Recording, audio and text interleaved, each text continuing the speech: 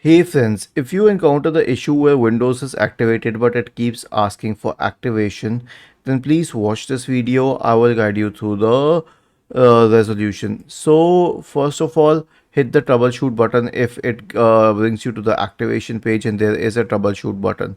But usually for this error, you don't get that troubleshoot button. But if you get that, then hit the activation troubleshooter to fix the problem. And this is one troubleshooter that actually works. After this, check the key type. How?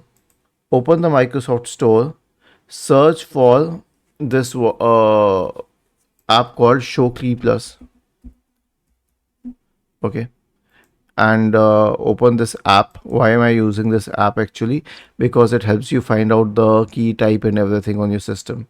So let it download, and once this downloads, you can open this app, and it's a very small app. You can open this app, and as soon as you open this app, it will show you the key type of your system and also the key. So this is the key and this is the key type, but in my case it's an OEM key, it's not a retail key. So if you have a retail key, you could have used it on multiple systems.